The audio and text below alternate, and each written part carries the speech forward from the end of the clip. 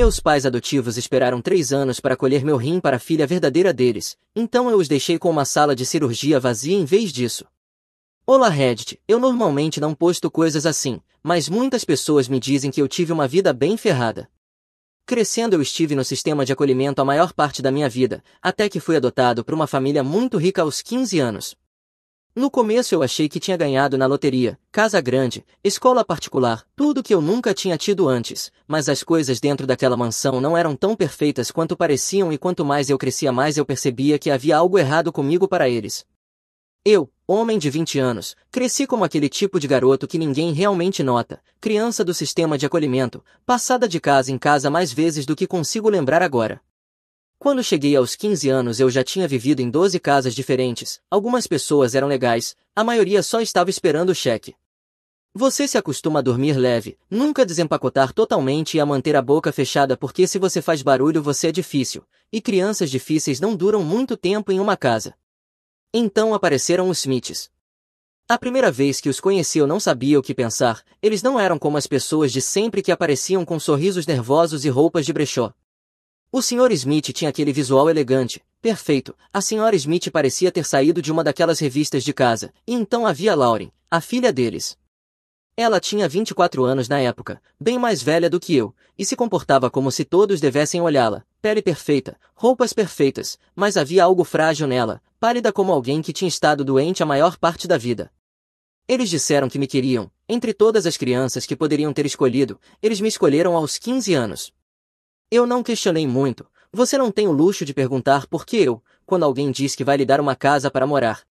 Mas mesmo assim parecia estranho, famílias como aquela não entram no sistema de adoção procurando adolescentes, especialmente não alguém como eu que já tinha sido repassado tantas vezes.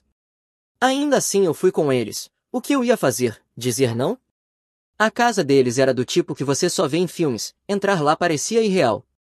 Eu estava acostumado a tinta descascada e móveis quebrados e de repente eu estava em pé sobre pisos de mármore, com uma escada que se dividia em 2 direções, um quarto com chave, uma cama que não era compartilhada e um espaço onde ninguém podia mexer nas minhas coisas. Eles não perderam tempo em me exibir, na primeira semana me deram roupas novas, me matricularam em uma escola particular onde os alunos reclamavam de coisas estúpidas. Eles me compravam tudo o que eu mencionava uma vez de passagem. Eu disse que sempre quis aprender guitarra. Uma semana depois uma guitarra elétrica apareceu no meu quarto com um amplificador e um professor que cobrava mais por hora do que a maioria das pessoas ganha em um turno. Eu me lembro de ter ligado a guitarra na primeira noite e tocado algumas cordas. O som encheu o quarto de um jeito que nada nunca tinha feito antes. Foi a primeira coisa na minha vida que parecia ser minha, não emprestada, não de segunda mão, não temporária. Mas por baixo de tudo havia pequenas coisas que eu não conseguia ignorar. As questões de saúde começaram imediatamente, em poucas semanas eu estava sentado em consultórios médicos mais do que em toda a minha vida. Eles disseram que era apenas para garantir que eu estava saudável depois de todo o caos do sistema de acolhimento, exames de sangue, check UPS completos, tomografias, perguntas sobre meu histórico médico. Eu não questionei porque honestamente atendimento médico gratuito parecia um presente comparado ao que eu estava acostumado, mas era estranho, muito regular, muito organizado. Depois havia os comentários, no começo soavam como elogios, você é tão forte para sua idade ou você realmente tem uma ótima saúde para alguém com seu histórico, coisas assim, mas depois de um tempo parecia que eles estavam marcando pontos. As regras de comida eram outra coisa, nada de comida lixo na casa, tudo era orgânico, isso sem glúten, aquilo, a geladeira estava cheia de coisas que eu nunca tinha ouvido falar. Eu pensei, ok, ricos comem diferente, mas não era só isso. A Sra. Smith realmente me observava quando eu comia. Se eu pegava a repetição ela dava um sorriso apertado e me lembrava sobre o tamanho das porções. Se eu comia tarde da noite ela me dava uma bronca sobre metabolismo. Nós queremos mantê-lo em forma perfeita, ela dizia, como se eu fosse algum tipo de projeto. Eu queria acreditar que era só paranoia minha. Pela primeira vez na vida eu tinha meu próprio quarto, minha própria guitarra, uma família que sorria em fotos e dizia que eu pertencia, mas eu não conseguia me livrar da sensação de que havia algo que eu não estava enxergando. Como se tudo aquilo, a mansão, os presentes, a escola particular, fosse uma preparação para outra coisa. Eu ainda não sabia qual era a armadilha, mas já tinha estado no sistema por tempo suficiente para saber que sempre existe uma. Esse pensamento ficou comigo mesmo quando tentei me adaptar ao mundo dos Smiths. Na superfície a vida era tranquila, para todos os outros eu parecia o garoto adotado mais sortudo do mundo, para mim era como viver dentro do cenário de um filme de outra pessoa. Na escola era óbvio que eu não me encaixava, mas o sobrenome Smith tinha peso, os professores me tratavam como se eu fosse uma história de sucesso de caridade e os colegas não mexiam muito comigo porque todos sabiam quem eram meus pais agora. Eles sussurravam coisas como esse é o garoto dos Smith, você sabe, eles o adotaram, como se eu fosse algum tipo de peça rara em exposição. Eu aprendi rápido apenas a acenar e ficar quieto, sem sentido explicar o que eram problemas de verdade. Os Smiths pareciam adorar me exibir, me levavam a esses eventos sociais, arrecadações, jantares de bairro, eles me apresentavam com grandes sorrisos dizendo coisas como este é o nosso filho, temos muito orgulho dele. Estranhos se derretiam dizendo como era inspirador uma família rica abrir a casa para um garoto adotado, eles me davam tapinhas no ombro, apertavam minha mão e diziam que eu era sortudo. Eu sorria para as câmeras, mas por dentro parecia falso, eles não me mostravam porque se importavam, me mostravam porque isso os fazia parecer bem. A portas fechadas era diferente, as regras em casa ficaram mais rígidas quanto mais tempo eu ficava. O jantar em família não era opcional, eu tinha que estar à mesa todas as noites sem desculpas, se eu me atrasava a senhora Smith agia doce na frente de todos, mas depois me puxava de lado e dizia nós esperamos comprometimento nesta família. Minha agenda era monitorada, escola, prática, aulas, até quanto tempo eu tocava guitarra no meu quarto. Eles diziam que era estrutura, mas para mim parecia vigilância. E então havia Lauren, ela não era abertamente má, mas era perturbadora, às vezes ela se sentava à minha frente no jantar e apenas me observava, não de um jeito eu te odeio, mas mais como se eu fosse algum projeto científico que ela estava estudando. Ela fazia perguntas que não soavam normais para irmãos, você fica doente às vezes, como está sua energia depois da academia? Você se recupera rápido quando se machuca? No começo eu ria e respondia curto, mas ela nunca parava de perguntar. Uma vez ela até disse você é perfeitamente construído, isso não é justo, então se interrompeu, sorriu e mudou de assunto, mas eu me lembrei. As reações do Smith sempre que eu me machucava tornavam tudo ainda mais estranho. Uma vez na escola eu caí durante o basquete e ralei o joelho, apenas um arranhão comum, nada dramático, a enfermeira limpou e achei que tinha acabado, mas quando cheguei em casa a senhora Smith viu o curativo e perdeu a calma. Ela não gritou, mas seu rosto ficou pálido e me fez sentar imediatamente. O Sr. Smith ligou para o médico naquela noite exigindo uma consulta para uma avaliação mais profunda. Lauren parecia prestes a chorar. Depois disso me proibiram de jogar basquete. A mesma coisa aconteceu de novo quando caí da bicicleta perto do parque do bairro, apenas uma queda, um hematoma no braço. Quando cheguei mancando em casa a Sra. Smith já estava esperando na porta, alguém deve ter ligado para ela. Ela praticamente me arrastou para dentro murmurando imprudente, absolutamente imprudente. O Sr. Smith resmungava sobre responsabilidade legal, sobre como eu não podia ser permitido a me colocar em risco desse jeito. Tiraram minha bicicleta na mesma noite. A partir daí virou padrão, qualquer arranhão, hematoma ou corte virava uma crise, eles me cercavam, chamavam médicos, discutiam sobre segurança e depois me proibiam da atividade que tinha causado aquilo. Pouco a pouco eles foram tirando tudo que era normal, nada de esportes, nada de andar de bicicleta, nada de subir em árvores, nem mesmo brincar de luta com outros garotos na escola. Lauren até uma vez me repreendeu por carregar sozinho meu amplificador de guitarra porque era muito pesado e perigoso. Era sufocante a forma como reagiam, não era preocupação, não era como pais normais que se preocupam quando o filho se machuca, era mais desesperado, como se eles não suportassem a ideia de eu estar danificado de qualquer forma, como se meu corpo não fosse apenas meu, era algo que eles tinham que preservar. Eu comecei a prestar mais atenção depois disso, quando achavam que eu não estava ouvindo eu pegava conversas sobre mim, não coisas normais de pais, mas frases como precisamos garantir que ele seja mantido ou tudo precisa ser controlado até a hora. Essa palavra mantido ficou na minha cabeça. Quem fala do próprio filho assim? Eu não disse nada, eu não era burro, se eu os confrontasse eles só iam encobrir, então eu acenei, sorri e continuei interpretando o filho grato enquanto prestava atenção em tudo. O Sr. Smith tinha um escritório no segundo andar, eu notei como ele sempre mantinha a mesma gaveta trancada mesmo que saísse apenas por um minuto. A Sra. Smith tinha o hábito de escrever anotações em sua agenda sobre compromissos. Ela sublinhava as consultas médicas com tinta vermelha como se fossem de vida ou morte. E Lauren? Ela ficava rondando perto de mim quando eu afinava a guitarra, fazendo mais perguntas sobre minha saúde, sempre voltando para o mesmo tema. Quando eu tinha 17 anos já tinha me tornado bom em fingir, eu ia para a escola, sorria nas fotos, obedecia às regras deles, mas na minha cabeça eu mantinha o registro de tudo, cada comentário estranho, cada reação exagerada, cada regra que se apertava ao meu redor. Eles achavam que me enganavam, mas eu não era apenas um garoto feliz por finalmente ter uma cama e 3 refeições por dia, eu sabia que havia algo errado e o que quer que fosse estava só se aproximando. Quando meu aniversário de 18 anos chegou, os Smiths entraram em modo de sobrecarga. Não era apenas um bolo em casa ou um jantar com a família próxima, eles trataram como algum evento de marco para o mundo todo ver.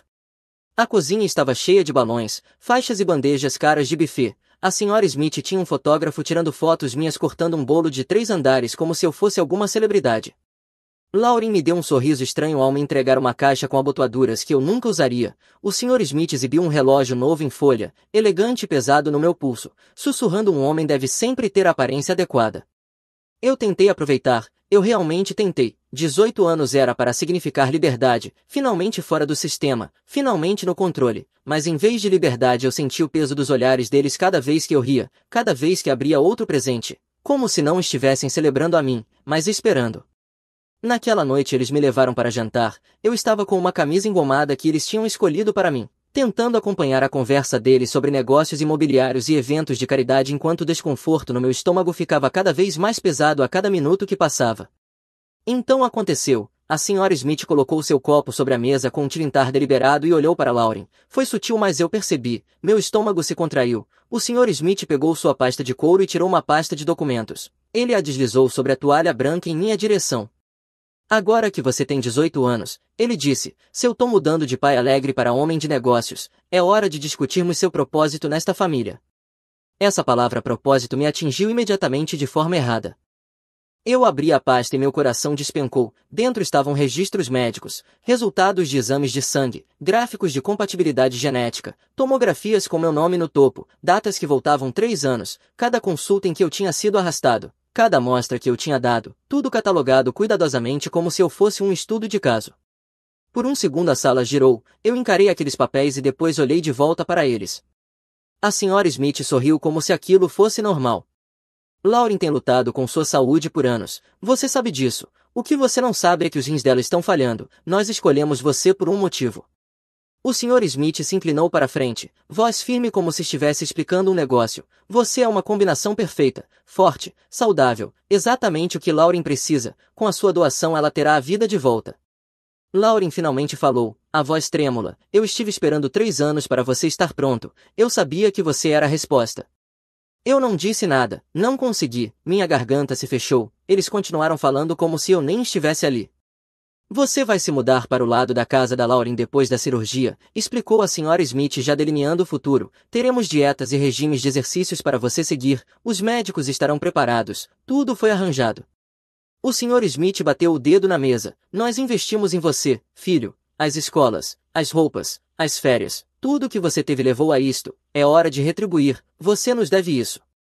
Não eram apenas as palavras, era a forma como eles as diziam, calmos, certos, como se isso tivesse sido decidido anos atrás e só agora estavam me revelando o plano. A senhora Smith estendeu a mão sobre a mesa e acariciou a minha suavemente. Pense em tudo que lhe demos, esta é sua chance de provar seu lugar nesta família, de finalmente pertencer. Eu queria gritar, queria virar a mesa, correr pela porta, contar a todos naquele restaurante chique o que eles tinham acabado de dizer. Mas anos no sistema tinham me ensinado melhor, nunca mostrar o que você realmente pensa até saber que é seguro. Então eu assenti devagar, fingi estar sobrecarregado mas considerando, deixei que pensassem que eu estava com medo mas disposto a ceder. Por dentro, no entanto, minha mente corria, cada consulta médica, cada elogio sobre minha saúde, cada reação feroz sempre que eu mal ralava o joelho, tudo fazia sentido agora, eles não estavam me protegendo, estavam me preservando. Me mantendo em condição perfeita até eu completar 18 anos e eles poderem lucrar com seu investimento. O garçom voltou com os cardápios de sobremesa completamente alheio ao fato de que minha vida tinha acabado de ser destruída. Eu engoli seco, forcei um sorriso e repeti uma coisa para mim mesmo sem parar. Não deixe eles verem você quebrar, não aqui, não ainda. Porque se eles achavam que eu ia simplesmente ceder e entregar meu rim só porque me alimentaram por 3 anos, estavam mais iludidos do que eu imaginava. Depois daquele jantar eu não conseguia mais olhar para eles da mesma forma, eles continuaram como se tudo fosse normal, cafés da manhã em família, Lauren praticando o sorriso no espelho, o Sr. Smith lendo o jornal como se não tivesse acabado de me dizer que eu era um doador de órgãos ambulante. Eles achavam que eu estava processando, talvez até inclinado a aceitar. Na realidade eu estava observando mais de perto do que nunca. Eu sabia que tinha que haver mais do que aquilo. Ninguém vai tão longe sem deixar rastros. A mansão era grande, mas os padrões se repetiam se você prestasse atenção. O Sr. Smith sempre trancava o escritório, mas nunca se preocupava com o sótão. A Sra. Smith guardava caixas lá em cima, decorações antigas, roupas de estação, tralhas aleatórias. Ninguém verificava aquilo com frequência. Eu imaginei que se houvesse respostas, era lá que estariam. Então uma noite, depois que eles foram dormir, eu subi em silêncio, abri caixa após caixa de álbuns de fotos, recibos antigos, então encontrei uma caixa de metal empurrada atrás de uma pilha de malas.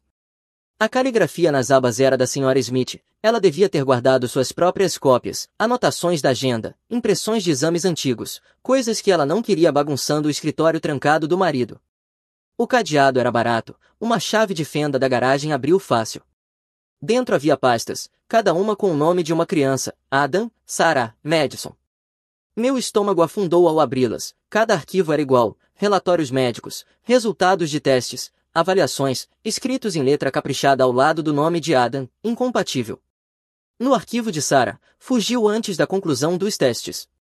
No de Madison, temperamento inadequado.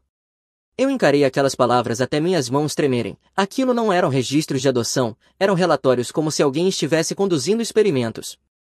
Eu era apenas o próximo da fila, o único que durou tempo suficiente para chegar aos 18 anos. Empurrei os papéis de volta com o coração batendo tão alto que achei que pudesse ecoar pela casa.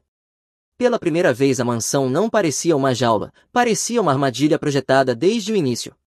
Na manhã seguinte eu fiz de conta, tomei café da manhã, assenti às perguntas da Sra. Smith, fingi estudar para uma prova, mas minha cabeça girava, eu precisava falar com alguém, alguém de fora da casa. Foi quando pensei na minha namorada, estávamos juntos havia quase 2 anos, ela foi a primeira pessoa que deixei se aproximar, a primeira a quem contei sobre meu passado no sistema de acolhimento. Ela sempre agia como se me entendesse, como se quisesse construir um futuro comigo, se alguém pudesse me ajudar a entender aquilo, seria ela.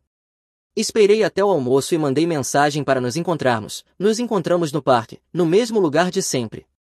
Ela chegou sorrindo, me beijando na bochecha como se tudo estivesse bem. Eu queria acreditar no sorriso dela, queria acreditar que pelo menos uma coisa na minha vida era real, mas as palavras dos Smiths no jantar ecoavam na minha cabeça. Investimos em você, tudo o que você teve levou a isto. Então eu atestei, contei sobre o jantar, sobre a pasta, sobre como disseram que eu deveria dar um rim para Lauren. Observei atentamente seu rosto, em vez de choque sua expressão mal mudou, apenas um engolir seco, um franzir de testa forçado. Isso é bem pesado, ela disse, escolhendo cada palavra como se fosse ensaiada, mas talvez eles só queiram o melhor para você, sabe? Foi aí que percebi, ela deveria ter ficado furiosa por mim, assustada por mim, mas em vez disso estava suavizando, como se quisesse que eu aceitasse. Meu peito apertou, eu não a confrontei, não naquele momento, se ela fazia parte disso eu precisava de provas.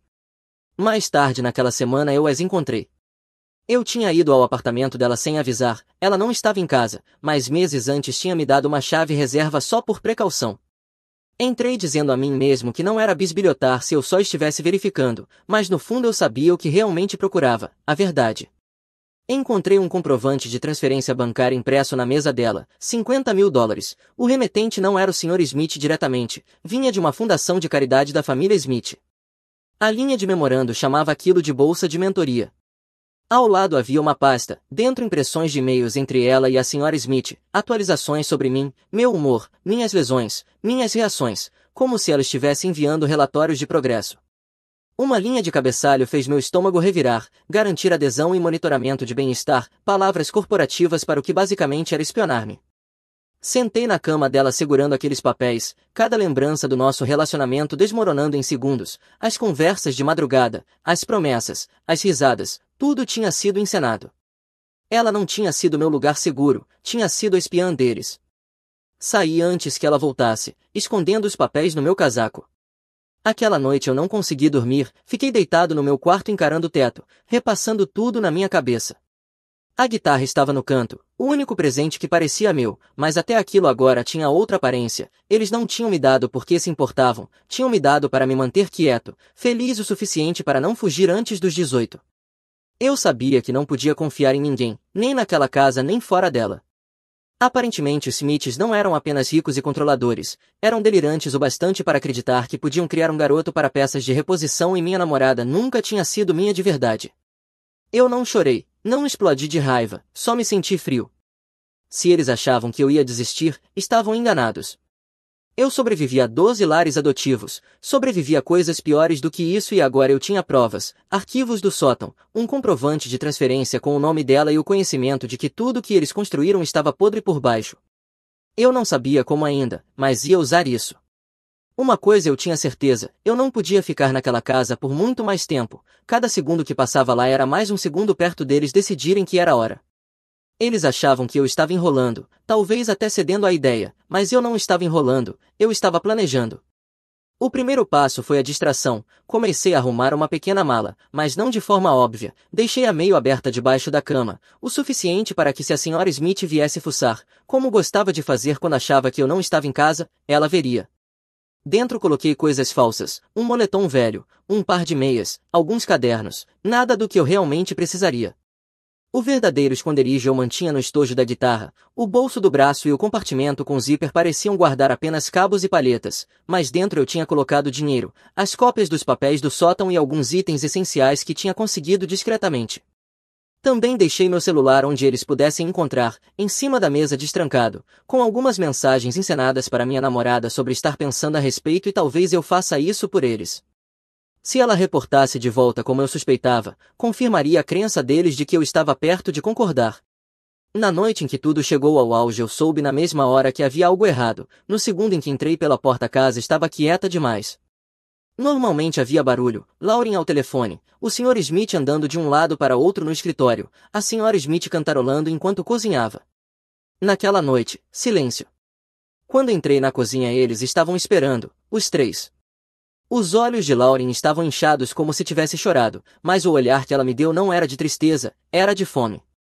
A Sra. Smith tinha aquele sorriso tenso que usava quando queria parecer calma mas não estava, e o Sr. Smith, ele estava com a pasta de novo. Sente-se, ele ordenou. Eu não me mexi, meu pulso martelava nos ouvidos, mas mantive a voz firme. O que é isso? A Sra. Smith cruzou as mãos, nós já lhe demos tempo. Querido, mais do que suficiente, é hora de parar de fingir que você não entende o que está em jogo aqui. A voz de Lauren se quebrou quando disse, você não entende, eu estive esperando 3 anos, eu não posso esperar mais. Engoli em seco e olhei para o corredor, meu estojo de guitarra estava apoiado lá. O Sr. Smith estava de pé deslizando a pasta sobre o balcão, assine os formulários de consentimento esta noite, já arrumamos tudo com uma clínica concierge que acelera aprovações, eles não vão fazer perguntas, só vão marcar sua entrada quando você assinar. Foi então que ouvi passos atrás de mim, minha namorada saiu das sombras segurando o celular como se estivesse gravando, seu rosto estava vazio como se só estivesse fazendo o trabalho dela.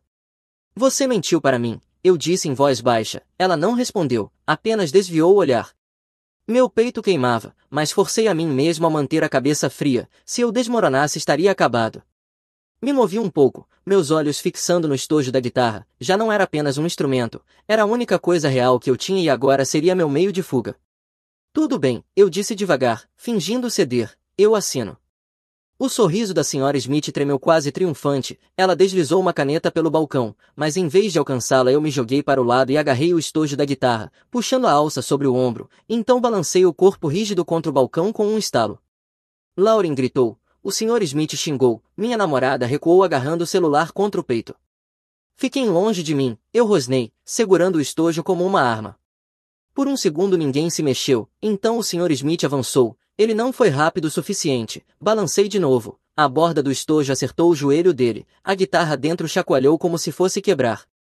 Ele caiu com um uivo segurando a perna, a Sra. Smith gritou algo que não entendi, mas eu já estava correndo.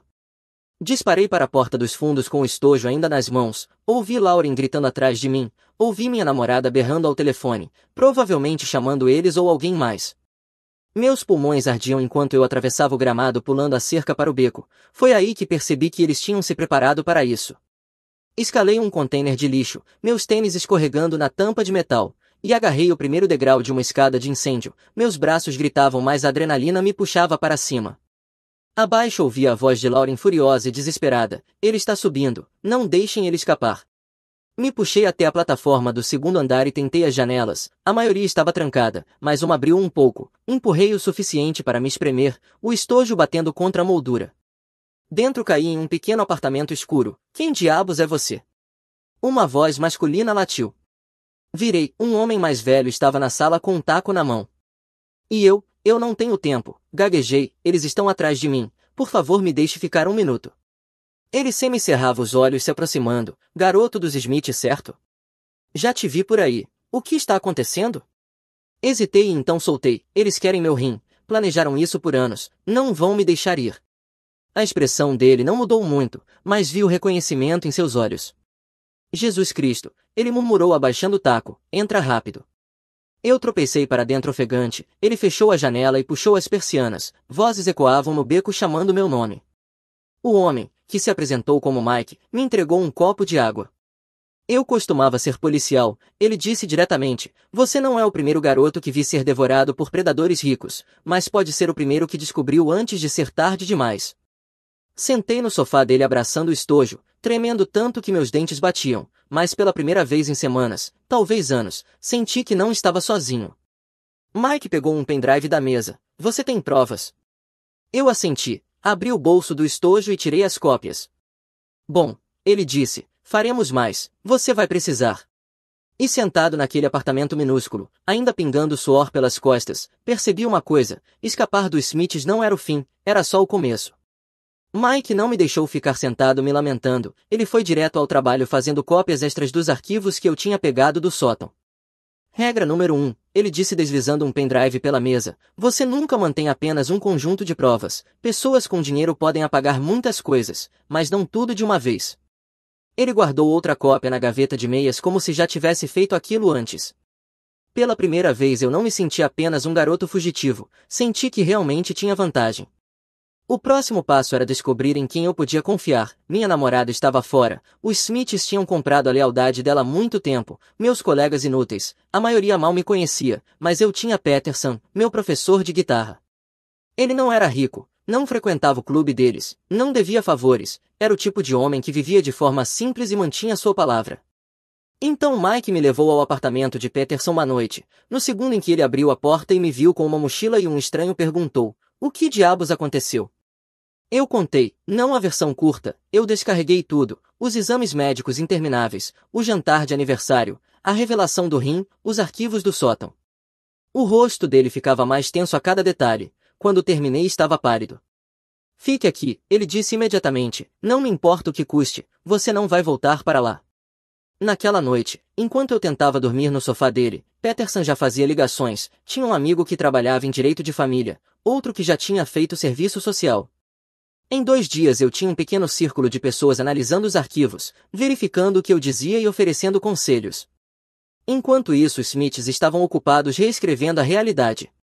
A primeira difamação apareceu em um post do Facebook do bairro, criança desaparecida, crise de saúde mental, minha foto da escola ao lado de uma descrição minha como confuso, instável e sem medicação. Pessoas nos comentários afirmavam ter me visto agindo de forma estranha no mercado ou no parque, alguns até diziam que esperavam que eu recebesse a ajuda de que precisava. Foi surreal vê-los construírem uma história sobre mim como se eu fosse apenas um personagem inventado, mas para cada mentira que contavam eu tinha algo mais forte, a verdade. Foi quando Madison entrou na história, ela era um dos nomes dos arquivos do sótão, 22 anos agora, morando em outro estado, mas quando entrei em contato online ela respondeu quase imediatamente, eu sabia que eles tentariam de novo. Nós marcamos uma videochamada, ela descreveu os mesmos testes médicos, as mesmas regras sobre comida e exercícios, ela tinha escapado antes que as coisas fossem longe demais, mas guardara fotos, documentos, e-mails, anotações que tinha ouvido. Quando me enviou os cães senti como se o chão tivesse mudado, não era mais só eu, era um padrão. Os Smiths também devem ter sentido o chão tremer, porque foi aí que tentaram uma tática diferente. O advogado de Peterson enviou uma carta de preservação de provas ao advogado dos Smiths, com nomes, carimbos de data e hora e uma exigência para manter os registros. Não muito depois o advogado deles respondeu, a resposta não foi negação, foi isca, uma chamada proposta de acordo, mensalidades da faculdade, um carro, até dinheiro inicial, tudo atrelado a um acordo de confidencialidade. Eles queriam uma declaração dizendo que eu tinha entendido mal as intenções deles. Peterson leu em voz alta para mim na mesa da cozinha, mas dinheiro não podia pagar o que eles tinham feito com as outras crianças, não podia impedi-los de fazer de novo se eu ficasse em silêncio. Diga não a eles, eu disse, minha voz tremia, mas eu queria dizer isso, diga que nenhuma quantia é suficiente. Peterson assentiu devagar como se estivesse orgulhoso de mim e encaminhou a rejeição. A campanha de difamação aumentou depois disso, mas rachaduras começaram a aparecer. Um vizinho flagrou a Sra. Smith em vídeo no supermercado, perdendo a calma com alguém que perguntou sobre mim, ingrato fedelho, ela sibilou, a máscara escorregando. O vídeo se espalhou e as pessoas começaram a fazer perguntas. Por que uma mãe preocupada falaria assim se realmente estivesse procurando o filho? Professores começaram a cochichar sobre como era estranho eu ter tantas consultas. Alguns admitiram que os Smiths eram controladores demais com minha saúde. Até um jornalista local entrou em contato querendo saber mais.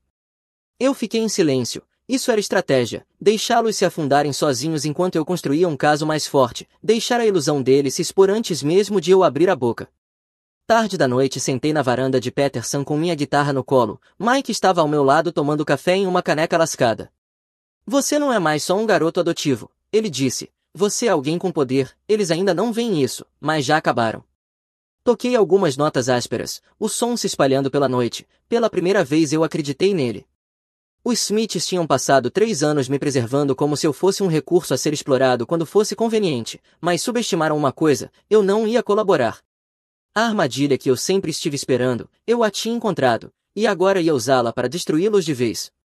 O amigo advogado de Peterson ajudou a organizar um fórum comunitário sobre reforma do sistema de acolhimento no centro da cidade. Não era para ser sobre mim, mas a notícia correu. Os Smiths apareceram vestidos à perfeição com o advogado a tiracolo. Lauren usava branco como se tentasse parecer angelical enquanto os pais circulavam, apertando mãos, cochichando com quem quisesse ouvir. Eles achavam que aquele era o palco deles para recuperar o controle. Eu entrei com Peterson, Mike e Madison. Pela primeira vez desde que tinha fugido eu não tremia, estava firme, focado. Eu tinha trazido minha pasta de arquivos, as cópias da transferência bancária, e Madison tinha sua própria pilha de documentos, ela também não estava mais escondendo nada. Naquela manhã, com o advogado de Peterson e Mike ao meu lado, já tínhamos protocolado um relatório completo e o pacote de provas no gabinete do Procurador-Geral do Estado e na Força-Tarefa de Bem-Estar Infantil. O fórum não foi nossa primeira jogada, foi nossa pressão. Quando chegou minha vez de falar, os Smiths se inclinaram para frente como caçadores esperando a presa, esperavam que eu gaguejasse, que soasse confuso, talvez que surtasse e parecesse instável. Em vez disso expus tudo com calma, os registros médicos, as regras obsessivas, o jeito que reagiam sempre que eu me machucava, o jantar de aniversário, os formulários de consentimento. Então levantei os arquivos do sótão, Adam, Sarah, Madison, nomes que não deveriam ressurgir. Isso não foi uma adoção, eu disse, minha voz ecoando pelo salão, foi preparação, eles não me criaram para ser filho deles, me preservaram para ser peças de reposição para Lauren. Suspiros se espalharam pela plateia, o rosto de Lauren ficou vermelho, sua compostura quebrando. Você deveria ter me salvado, ela gritou levantando da cadeira, você é saudável e eu não, e isso não é justo. O surto dela só fortaleceu meu caso. Pessoas se mexeram desconfortáveis cochichando. O advogado dos Smiths tentou acalmá-la, mas ela o empurrou. Esperamos 3 anos por você. Você me deve minha vida. A sala explodiu. Alguns pediam segurança, outros gritavam contra os Smiths. A Sra. Smith se levantou, suas pérolas tremendo no pescoço e sibilou. Ele está mentindo. Ele é ingrato. Demos tudo a ele. Madison então se levantou, segurando suas provas. Eu morei com eles antes dele. Tudo o que ele está dizendo é verdade. Eles fizeram o mesmo comigo, e continuarão fazendo se ninguém os parar. Esse foi o momento em que os Smiths perderam a plateia. Repórteres escreviam furiosamente, celulares gravavam cada segundo. O Sr. Smith tentou salvar a situação, levantando e alisando o paletó. Nós só quisemos ajudar crianças. Qualquer sugestão em contrário é difamação. Mas então Mike avançou, sua voz era áspera e firme. Sou policial aposentado, já vi crianças usadas e descartadas por pessoas com dinheiro e poder, já vi predadores se esconderem atrás da caridade. O que esses jovens estão dizendo é coerente demais para ser coincidência. Os Smiths congelaram, não esperavam alguém como Mike, alguém que não poderia ser descartado como um garoto adotivo rancoroso. A Sra. Smith surtou, avançou sobre o Sr. Smith arranhando e gritando que ele tinha arruinado tudo. A segurança a puxou enquanto ela gritava obscenidades, sua imagem polida destruída em segundos. Lauren desabou na cadeira soluçando sobre anos desperdiçados e quartos vazios. O Sr. Smith apenas ficou parado, pálido e em silêncio, vendo sua vida inteira desmoronar. Depois daquela noite tudo aconteceu rápido. Repórteres publicaram a história, fotos dos arquivos circularam online, Madison deu entrevistas, professores, vizinhos, até médicos começaram a se manifestar com suas próprias observações sobre o quão estranhos os Smiths tinham sido comigo. A firma imobiliária do Sr. Smith rompeu com ele, negócios desmoronaram da noite para o dia, a Sra. Smith desapareceu dos conselhos de suas instituições de caridade, Lauren tentou postar outro vídeo emocional mas os comentários a destruíram, ninguém mais acreditava em sua encenação. Processos se acumularam, o Estado revogou a certificação deles como pais adotivos e abriu investigações criminais e civis, a agência que me colocou com eles entrou em revisão. Quanto a mim, eu não ganhei dinheiro nem uma nova família, o que eu ganhei foi melhor, liberdade. Fiquei com Peterson, arrumei trabalho de meio período em uma loja de música e continuei tocando minha guitarra. Mike me visitava quase todos os dias, me tratando mais como filho do que os Smiths jamais tinham feito, pessoas que sabiam como era ser tratado como propriedade e sobreviver a isso. Meses depois Peterson organizou um pequeno concerto beneficente no centro comunitário, nada grande, talvez 50 pessoas.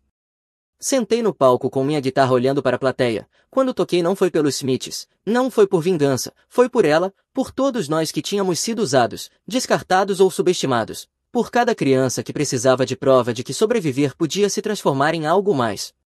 Os Smiths tinham querido meu rim, o que conseguiram em vez disso foi sua reputação destruída, seu império em ruínas e seus segredos expostos à luz.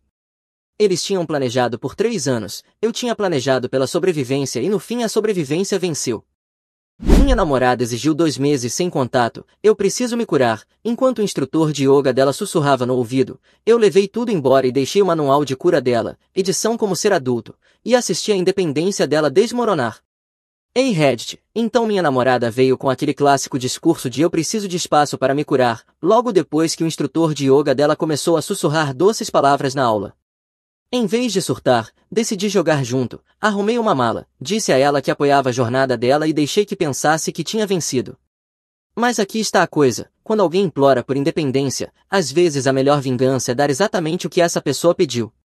Então sim, foi assim que meu relacionamento de longo prazo basicamente terminou, com um tapete de yoga e um cara chamado Aiden. Eu, 27 anos, homem, estava com Piper, 25 anos, mulher, por quase 2 anos, morando juntos há cerca de 8 meses em um apartamento decente no centro. No começo as coisas estavam bem, coisas normais de casal, mas então Piper descobriu o yoga, e não apenas tipo faço uma aula aqui e ali, não, ela mergulhou de cabeça no modo espiritual completo, lótus de cristal e tudo. Cada conversa se transformava em uma palestra estilo TED sobre chakras, laços de trauma ou alguma frase aleatória que o instrutor dela dizia na aula. Ela começou a soltar palavras como padrões tóxicos e codependência, como se estivesse me diagnosticando toda vez que eu abria a boca. Se eu pedia para ela lavar a louça, controlador, se sugeria que passássemos uma sexta-feira à noite juntos, codependente, se eu apontava que ela estava atrasada voltando para casa de novo, tóxico. Basicamente, qualquer coisa que eu fazia virava algum sinal de alerta que ela aprendeu em um livro ou com Aiden. E claro, o cara que ela citava constantemente era Aiden, o novo instrutor de yoga dela.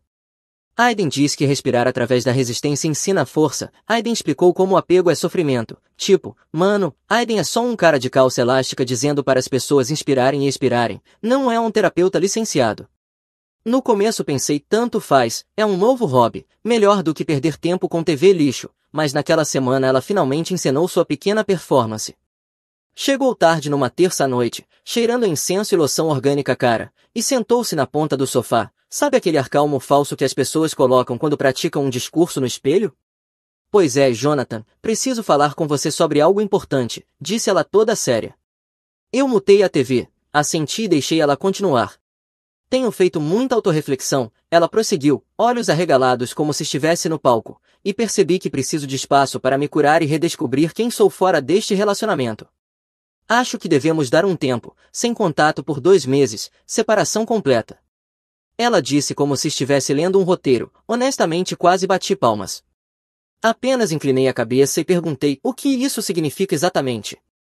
Não é sobre terminar, apressou-se em esclarecer, é sobre cura. Aiden explicou como é importante se abrir para o crescimento sem influência codependente. Juro que ela quase o citou palavra por palavra. Meus lábios tremeram, mas mantive o rosto sério. Então seu instrutor de yoga está dando conselhos de relacionamento agora? Ela congelou, bochechas vermelhas. Ele já passou por isso antes. Ele entende padrões tóxicos. Certo, Aiden, o messias do alongamento. Recostei-me, cruzei os braços e deixei ela cavar mais fundo. Ok, então sem contato por 2 meses, e quanto ao apartamento? Foi aí que ela se animou, como se estivesse esperando por essa parte. Bem, já que o contrato está no nome de nós dois, acho que faz mais sentido se você se mudar. Assim eu posso manter o apartamento como meu espaço de cura, você sempre está fora com o Jake de qualquer forma, e eu teria mais privacidade para meu diário e yoga. Tradução, por favor se mude para que eu possa brincar de casinha com Aiden enquanto fico com um bom apartamento. Fiquei olhando para ela fingindo pensar, na realidade eu já sabia exatamente o que estava acontecendo, ela queria que eu arcasse com as contas e mantivesse meu nome no contrato enquanto ela usava o apartamento como retiro de cura e ponto de encontro. Ela achava que estava jogando xadrez, mas estava movendo peças de damas. Então assenti devagar e disse na verdade, se isso é sobre você se encontrar, talvez seja a escolha certa, eu me mudo por um tempo, assim você pode realmente ter o apartamento só para você, total privacidade, sem distrações. Os olhos dela brilharam como se eu tivesse acabado de dar retiros de yoga grátis para a vida toda. Sério, você faria isso? Sorri, claro, se isso é sobre você se curar, você deveria ter seu próprio espaço. Ela praticamente gritou de alegria, isso é perfeito, eu não esperava que você oferecesse, mas isso ajudaria muito. Ah, eu aposto que sim. Disse a ela que começaria a fazer as malas naquela noite e ela me abraçou como se eu fosse o namorado mais solidário do mundo. Na cabeça dela, ela tinha me convencido a sair enquanto vivia sua falsa jornada espiritual com Aiden. Na minha cabeça eu já estava planejando como virar o jogo inteiro contra ela. Porque aqui está a coisa, ela achava que era esperta, mas eu sabia que Aiden não era apenas o terapeuta de yoga dela e eu não ia estragar tudo ainda. Não, eu ia apenas acenar, sorrir e dar exatamente o que ela pediu, espaço, independência, sem contato. Exceto que ela não fazia ideia do que isso realmente significava.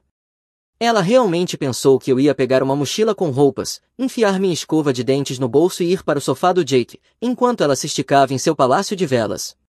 Imaginava-se infelicidade de espaço de cura, Aiden sussurrando afirmações no ouvido dela, enquanto meu nome permanecia no contrato e as contas continuavam fluindo como mágica. Fantasia fofa.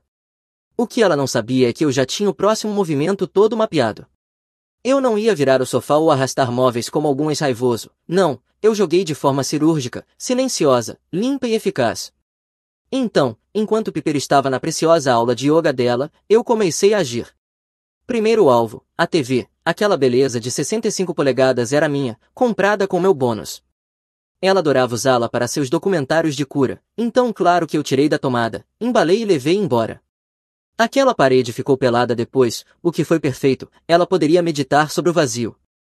Logo em seguida foi a cafeteira, aquela máquina era o meu orgulho, ela nem sequer era fã de café até ficar viciada no café fresco que eu preparava todas as manhãs, sem isso voltaria a engolir pó de matcha como se fosse remédio.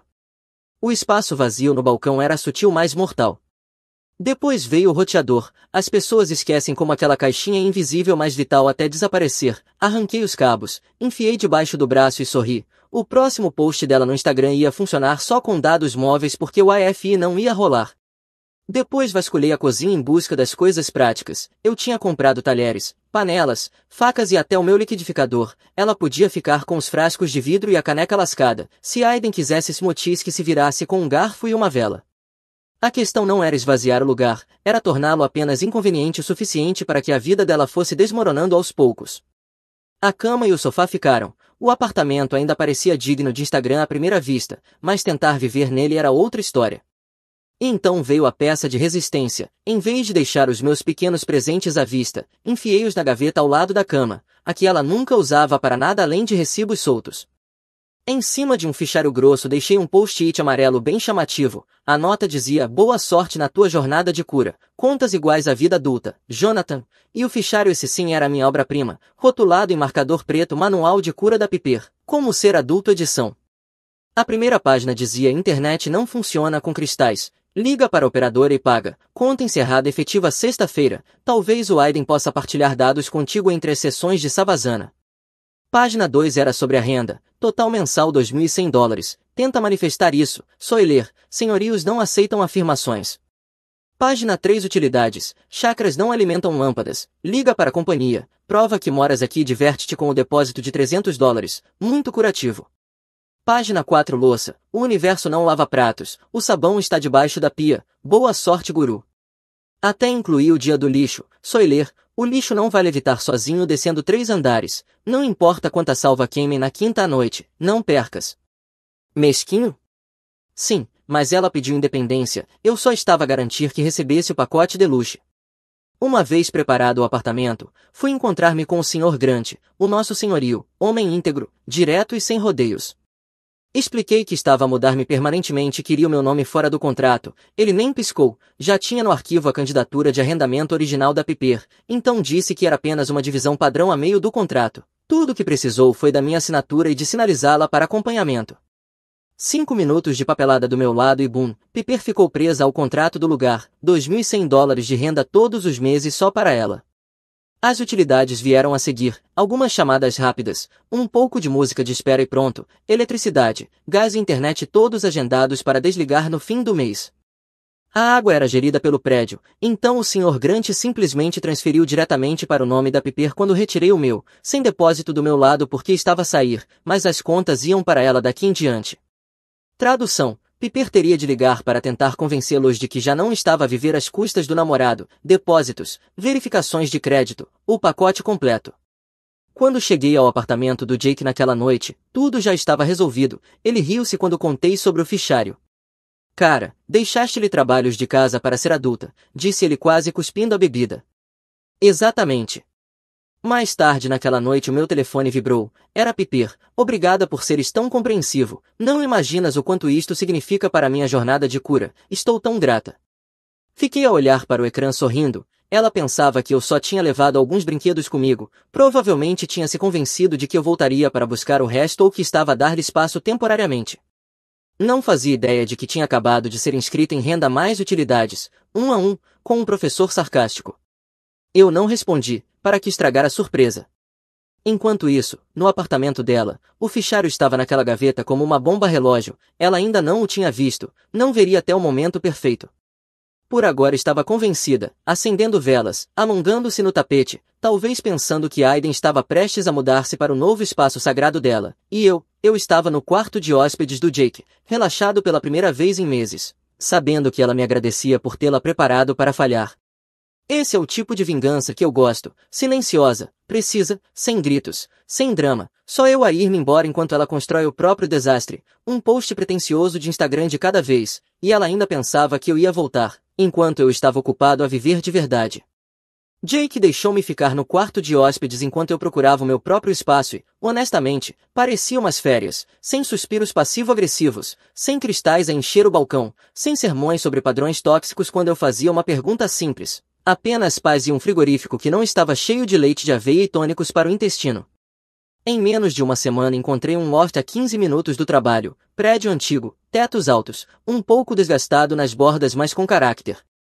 Era o tipo de lugar que parecia meu desde o primeiro dia, assinei o contrato, mudei-me com as minhas caixas e dormi melhor do que em meses, engraçado como silêncio pode soar a luxo quando se esteve preso em drama constante. Por coincidência, o meu novo loft era gerido pela mesma empresa para a qual o Sr. Grant trabalhava, uma propriedade irmã do outro lado da cidade. Isso tornou a mudança ridiculamente fácil, mesmo escritório, mesma papelada, sem drama. Comecei a pegar em passatempos que andava a adiar, inscrevi-me numa aula de marcenaria no makerspace local, na primeira noite construí uma prateleira torta que parecia saída de um desenho animado, mas era minha. Há algo de sólido em criar algo com as próprias mãos em vez de estar sempre a tapar buracos na jornada de outra pessoa. As minhas manhãs eram ginásio, café e depois trabalho, sem interrupções, sem chantagens emocionais, até o meu chefe reparou que eu estava mais focado, disse que parecia mais afinado ultimamente, tradução. Não desperdiçava energia mental a pensar se a minha namorada estava mesmo no yoga ou no carro do Aiden. Piper, por outro lado, estava a atuar para uma plateia, transformou o Instagram num feed sem parar de conteúdo da rainha independente, selfies à luz de velas, poses de yoga na sala vazia onde a minha TV costumava estar, fotos de perto do quadro de visão com legendas como a redefinir eu mesma e eu. Admito que na primeira vez que vi uma das publicações quase me engasguei. Ela estava sentada de pernas cruzadas em frente à parede em branco onde a TV tinha estado com a legenda "Às vezes é preciso subtrair para crescer", sem menção de que a subtração era eu ter levado a TV de volta. As amigas aplaudiram no início, tão inspirador, tenho orgulho em ti, mas olhando com mais atenção já se viam as rachaduras. Alguém comentou por que é que a sala está tão vazia, outra perguntou não tinhas um canto de café montado, e a minha favorita rapariga, onde está a tua TV? Ela ignorou esses comentários, eu não comentei, não pus gosto, não interagi, sem contato significa sem contato, mas, meu Deus, vê-la tentar fazer cosplay de mulher forte e independente num apartamento meio vazio era melhor entretenimento do que Netflix. Ela quebrou a própria regra primeiro. Numa noite o meu telemóvel vibrou e era ela. Olá, sabes por que é que a conta da água veio em meu nome? Não respondi. 2 dias depois a renda vence para a semana. Não te esqueças de pagar a tua parte. Essa fez-me rir alto. A questão toda era ela querer curar-se sozinha. Ela definiu as regras. Queria sem contato. Queria espaço. Eu só estava a jogar de acordo com as regras dela. Jake viu-me ignorar as mensagens e disse meu, estás a viver o sonho de qualquer gajo, a vê-la afundar-se na própria treta sem mexer um dedo, e ele não estava errado. A melhor parte era que o fichário ainda estava na gaveta ao lado da cama, intocado, ela nem sabia que existia, todas aquelas notas sarcásticas à espera dela no momento exato em que a realidade realmente batesse. Era como plantar uma mina terrestre em câmara lenta e a realidade estava a caminho. Eu já percebia pelos posts dela. Tinha passado de deusa da cura para queixas subtis em menos de 3 semanas. Primeiro eram frases vagas sobre força. Depois vieram publicações do tipo ser adulto é tão cansativo, mas estou a aprender. Ela não estava a aprender, estava a afundar-se. Qualquer pessoa com meio cérebro via isso. Eu, por outro lado, não estava cansado, estava a prosperar, novo loft, novos passatempos, novas rotinas, até comecei a sair com pessoas da aula de marcenaria, gente normal que não falava de chakras a alimentar contas de eletricidade, era refrescante. Numa noite estava no meu loft a beber café feito na mesma máquina que tinha levado de pipeira e não conseguia evitar sorrir, provavelmente ela estava naquela sala vazia a olhar para a parede fingindo que o espaço sagrado era intencional. O instrutor de yoga podia sussurrar o quanto quisesse mas não pagava renda, não comprava roteadores, não desentupia pias, isso era tudo dela agora, e ela ainda pensava que eu ia voltar, isso era o que mais me matava. Pepper andava por aí a agir como se tivesse feito a jogada suprema, eu fora, Aiden dentro, apartamento no centro só para ela, pensava que tinha hackeado a vida, enquanto eu estava no meu loft a beber café da mesma máquina que tinha arrancado do balcão dela. A desfrutar de manhã sem ouvir as palavras tóxico ou codependente a cada 5 minutos. Então chegou a terça-noite, eu estava a lixar uma mesa de café torta na aula de marcenaria quando meu telemóvel vibrou. Pepper, normalmente eu ignorava mas a pré-visualização era boa demais. Por que é que as luzes se apagaram? Esqueceste de pagar alguma coisa? Não, já não era o meu circo. Pelo que soube depois, ela tinha convidado alguns dos amigos do yoga para mais um círculo de cura. Imagina, tapetes em círculo, incenso a arder, todos a entoar enquanto Piper fingia ser guru bem no meio. Clique, escuridão total. Primeiro tentou manter a calma, o universo está a testar-nos, mas depois a coluna morreu a meio do cântico, a lista de reprodução cortou e a vibração desapareceu. A malta arrumou rápido, um deles até publicou uma história depois com a legenda, falha no círculo de cura haha. Foi aí que ela entrou em pânico. O meu telemóvel voltou a vibrar sem parar. Jonathan, a sério, isto não tem piada. As luzes não voltam. Tenho pessoas aqui. Isto é humilhante. Por favor, resolve só esta coisa. Deixei-a ferver durante 20 minutos e finalmente enviei uma única resposta. Abre a gaveta ao lado da cama. Só isso. Sem ensaio, sem discussão, sem sermão, apenas uma migalha. 2 minutos depois o meu telemóvel vibrou de novo. Estás a falar sério com isto? Ela até anexou uma foto da capa do fichário como se fosse uma piada doentia. Era toda a prova de que eu precisava. Ela tinha encontrado, tinha lido e o colapso tinha oficialmente começado. Passou mais meia hora antes do meu telemóvel voltar a acender, desta vez uma chamada de verdade. Ela estava a quebrar a própria regra sagrada do sem contato. Deixei tocar 2 vezes antes de atender só para fazer soar. No segundo em que atendi ela explodiu. Mas que raio, Jonathan, estás a falar a sério? Tiraste mesmo o teu nome do contrato. Cancelaste tudo. Recostei-me na cadeira a sorrir. Oh, olá. Pensei que querias sem contato. Engraçado como isso vai pela janela fora quando as luzes se apagam. Ela gaguejou. Isto não é uma piada. Não consigo viver assim. O senhorio disse que preciso de depósitos, verificações de crédito, toda essa papelada. Não pode simplesmente abandonar-me. Abandonar-te? Rime. Piper. Tu literalmente imploraste para eu te deixar em paz para que pudesses curar-te. É isso que estou a fazer, a respeitar os teus desejos. Não me culpe se não pensaste bem. Isto não é cura, é sabotagem, disparou ela. Não, corrigi calmo como sempre. Isto é vida adulta. Tu querias independência, pois a independência vem com contas, não apenas com tapetes de yoga e afirmações do Aiden. Pequena pausa pessoal. O YouTube acabou de lançar uma nova funcionalidade de hype. Se estás agarrado a esta história, carrega nesse botão de hype. Isso mostra ao YouTube que este vídeo merece explodir e garante que histórias ainda mais loucas chegam até vocês. Muito obrigado pelo apoio, agora de volta ao drama. Ela ficou em silêncio por um segundo, provavelmente a perceber o quão mal soava. Depois tentou um tom mais suave. Jonathan, por favor, só desta vez paga este mês e eu assumo depois. Estou sobrecarregada. Quase senti pena, quase. Mas depois lembrei-me do discurso convencido no sofá, a citar o Aiden sobre padrões tóxicos. A culpa desapareceu. Desculpa, disse secamente. Reformei-me de ser a tua rede de segurança. Talvez experimentes manifestar um eletricista. Ela praguejou e desligou. Não muito depois recebi uma série de mensagens zangadas. És cruel. Ninguém faz isto a alguém que ama. Devia saber que ias usar isto como arma. Nem me dei ao trabalho de responder. O fichário já tinha falado por mim. Na manhã seguinte passei pelo escritório do Sr. Grant para entregar alguns papéis do meu novo apartamento. Ele quase se riu a contar-me sobre a chamada de colapso dela. Exigiu que restaurasse a eletricidade imediatamente. Ele explicou calmamente que, como agora era a única inquilina, precisava de abrir contas em nome dela, prova de residência, depósito, verificação de crédito. Segundo ele, ela até tentou negociar, perguntou se podia pagar menos durante alguns meses porque estava em transição. A resposta dele: isto é um contrato de arrendamento, não um workshop. Podia ter lhe pago um almoço ali mesmo. De volta ao meu loft fui ver o Instagram por curiosidade. Claro que o feed dela tinha morrido, sem frases, sem selfies, sem fotos de velas. Quando finalmente publicou de novo 2 dias depois era uma foto dela a olhar pela janela com a legenda "Crescimento através da luta". O problema era que o reflexo no vidro mostrava o candeeiro da rua lá fora porque as lâmpadas de dentro ainda estavam apagadas. Os comentários arrasaram-na. Por que está tudo tão escuro? Rapariga, paga as contas antes de pregar sermões. Ela pagou metade, mas não antes de começarem a circular capturas de ecrã. E eu estava sentado no meu loft a beber café quente, a deslizar pelo telemóvel vendo os posts falsos dela enquanto o meu roteador zumbia silencioso em segundo plano. Ela lutava contra as sombras num apartamento sem energia enquanto eu estava finalmente em paz. Ela achava que eu era cruel. Eu achava que estava a fazer-lhe um favor. Afinal não era isso que ela queria. Independência, espaço, cura. Só não percebia que isso vinha com taxas de atraso. E ainda achava que tinha vencido.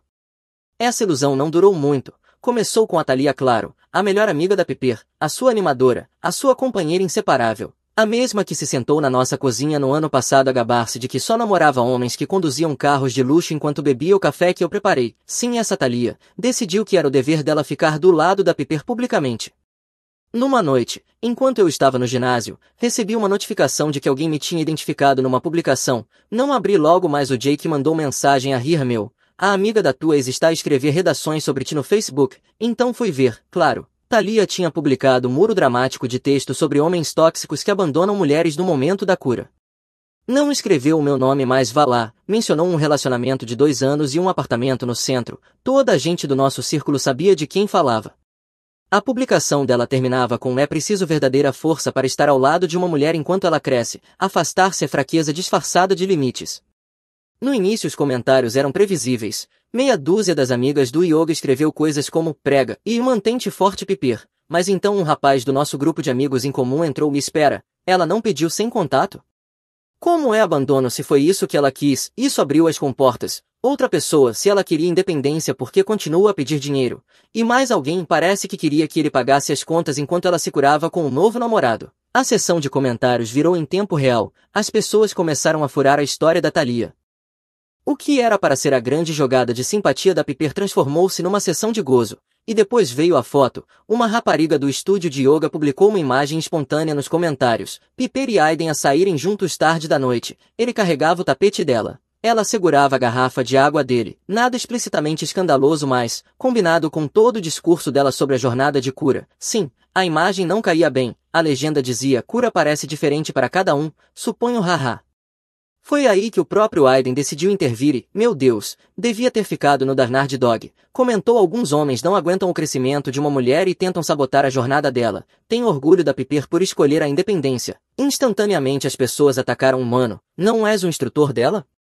É meio estranho orientares uma separação enquanto dormes com ela. Não, soas como o tipo de gajo que prega enquanto vive à custa da renda das mulheres.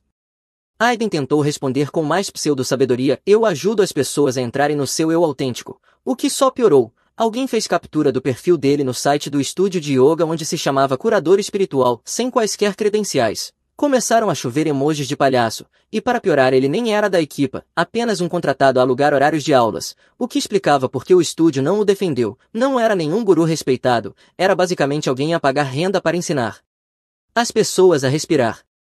Entretanto Piper manteve-se em silêncio, nem um pio, provavelmente sentada no apartamento iluminado a velas a ler cada comentário enquanto a bateria do telemóvel caía porque surpresa, sem tomadas a funcionar. Eu apenas me sentei a ver, não comentei, não me defendi, nem sequer pus gosto, essa era a melhor parte, nem precisava, a internet fazia o meu trabalho por mim. Jake passou lá uma noite e mostrou-me a berraria da Thalia no telemóvel. Tens de ver isto. Estão a tentar pintar-te como vilão, mas está a sair-lhes pela culatra com força. Rimo-nos 20 minutos seguidos a deslizar pelos comentários sarcásticos. E depois o Sr. Grant, o senhorio, ainda deitou mais lenha para a fogueira. Passei pelo escritório dele para assinar uns papéis da calção e ele mencionou casualmente: a tua ex tentou negociar a renda comigo outra vez. Perguntou se podia cobrir parte dela ensinando yoga aos inquilinos na sala comunitária. Abanou a cabeça a rir. Disse-lhe que isto é um contrato de arrendamento, não um sistema de trocas. Quase perdi as forças de tanto rir. Piper a tentar pagar a renda com saudações ao sol era comédia de topo.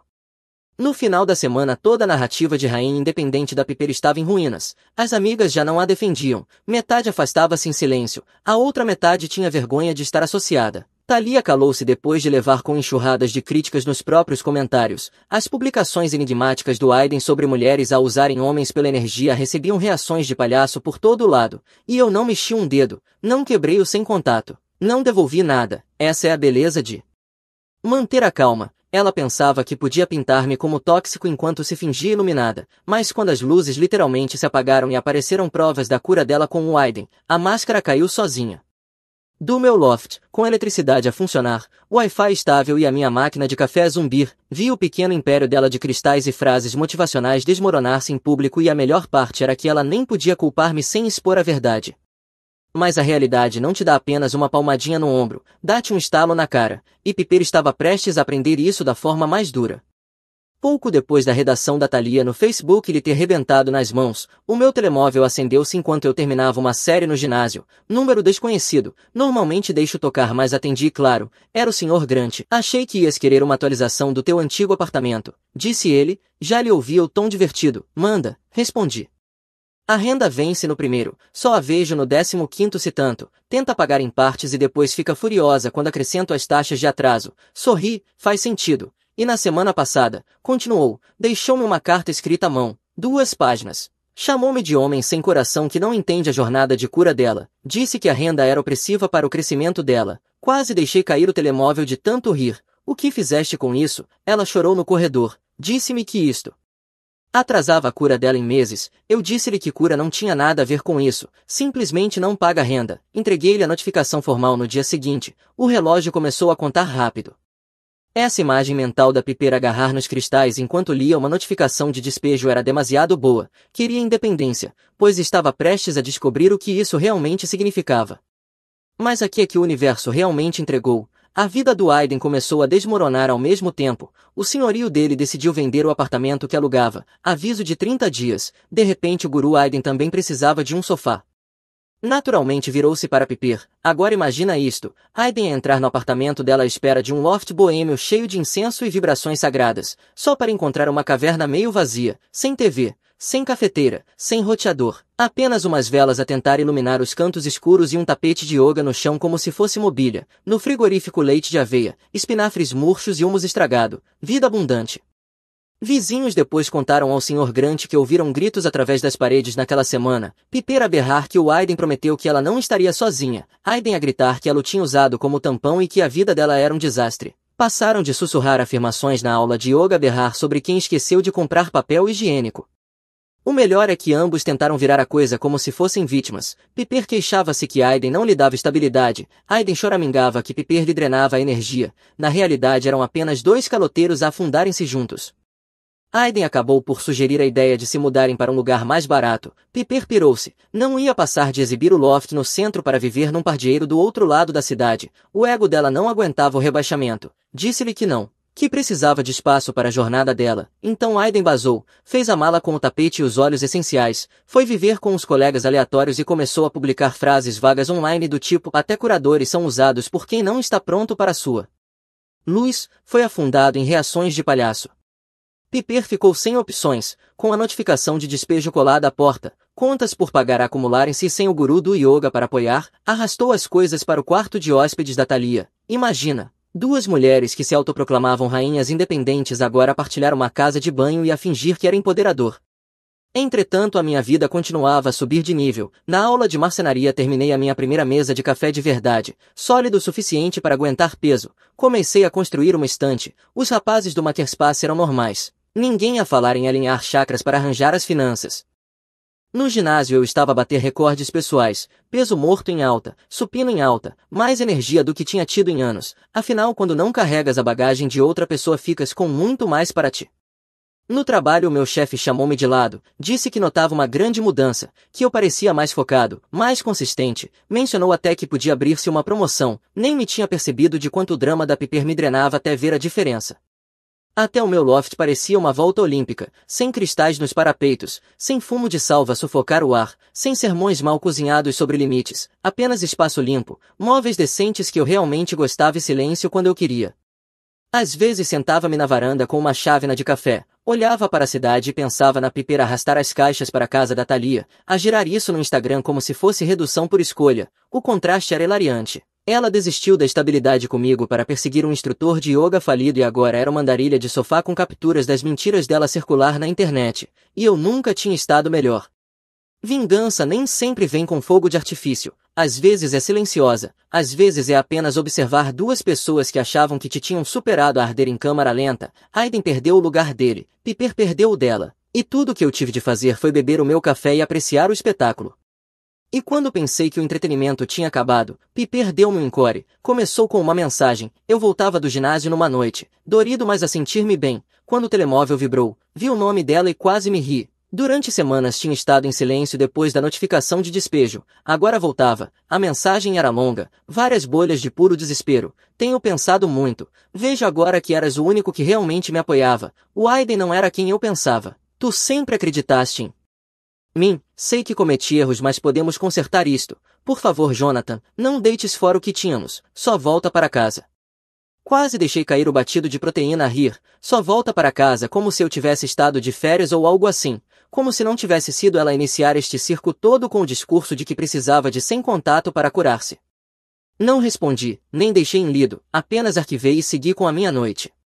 No dia seguinte ela redobrou com uma mensagem de voz. A voz dela quebrou a meio enquanto divagava sobre como não era ela mesma e como Aiden a tinha enganado. A minha parte favorita foi percebo agora que tu és o estável. Sem brincadeira. Tinha sido o que eu sempre fui. Ela apenas achava que estabilidade era aborrecida até desaparecer.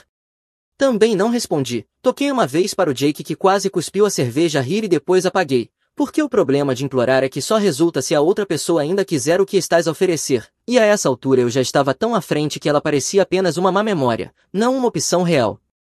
Mas a vida ainda não tinha acabado de me dar pequenas vitórias. A cereja no topo veio cerca de uma semana depois. Eu entrava no supermercado perto do meu loft, só a comprar básicos, ovos, café, frango, quando os vi, Piper e Aiden juntos. Parecia que tinham voltado a orbitar um ao outro, dois satélites falidos a partilhar cupons, afinal a miséria adora companhia. Ao início nem os reconheci, pareciam desgastados, o cabelo da Piper estava despenteado, preso de uma forma que gritava que já não tinha energia para se importar, as roupas eram as mesmas das selfies que publicava meses antes. Só que agora pareciam gastas como se vivesse de uma mala. Ela segurava um cesto com pão de marca barata e cereais genéricos. Aiden estava pior, curvado num casaco com capuz, por fazer, a empurrar um carrinho meio cheio de compras em desconto, o homem que um dia pregava sobre energia autêntica parecia não dormir bem há semanas. Viram-me antes que conseguisse escapar. Os olhos da Piper arregalaram-se e até brilhou como se me ver fosse uma bênção. Jonathan, disse ela, correndo até mim. Ei uau, estás com bom aspecto. Sorri educado. Obrigado. Comer comida de verdade ajuda. Ela riu nervosa e tentou deslizar para a velha familiaridade. Devíamos falar, talvez tomar um café um dia. Tenho andado a querer dizer-te. Cortei-a com um sorriso. Café. Engraçado trazeres isso. Lembras-te da máquina que levei comigo? Ainda funciona na perfeição. Torna as manhãs muito mais fáceis. A cara dela caiu. Aiden arrastou-se atrás dela a olhar para mim como se tivesse insultado a masculinidade dele. Achas-te melhor do que toda a gente, não achas? Murmurou. Encolhi os ombros. Não toda a gente. Só vocês dois. A voz da Piper suavizou. Jonathan, eu estava confusa. Pensei que precisava de espaço, mas o que eu realmente precisava eras tu. Não podemos recomeçar. Foi aí que realmente deitei tudo. Calmo. Frio. Sem raiva. Piper, tu quiseste independência. Imploraste por sem contato. Disseste-me que precisavas de curar-te. Pois bem, tiveste o teu espaço. Tiveste a tua cura e agora tens o Aiden. Assenti na direção dele. Essa foi a tua escolha. A minha foi ir-me embora e não me arrependo nem um segundo. Por um instante parecia que ela queria discutir, mas nenhuma palavra saiu. Aiden murmurou algo sobre eu ser tóxico e empurrou o carrinho para frente, mas nem ele parecia acreditar no que dizia. Pareciam dois miúdos apanhados a roubar doces, envergonhados e desesperados para sair dali. Peguei no meu cesto, passei por eles e paguei de cabeça erguida. À saída vi o meu reflexo nas portas de vidro, barbeado, bem vestido, saudável. Não parecia um homem arrastado pela lama. Parecia um homem que tinha desviado uma bala. Esse foi o verdadeiro triunfo. Não gritar, não humilhá-los em público, apenas estar ali a prosperar enquanto eles pareciam ter a vida drenada. Mais tarde naquela noite, sentado na varanda com uma chávena fresca de café, pensei nessa ida ao supermercado, em como ela implorou para eu voltar, em como ele resmungava atrás dela, e em como eu não senti nada além de satisfação. Ela quis espaço, teve de sobra, prateleiras vazias, carteiras vazias, desculpas vazias, quis independência, conseguiu. A viver no quarto de hóspedes da Thalia e a comprar pão barato, quis o Aiden, conseguiu, esgotado, falido e amargo. E eu tinha paz, o meu próprio espaço, uma promoção no horizonte, um corpo cada vez mais forte a cada semana, amigos que realmente acrescentavam algo em vez de drenarem. Piper implorou, mas era tarde demais, eu já tinha ido, a melhor decisão que tomei na vida.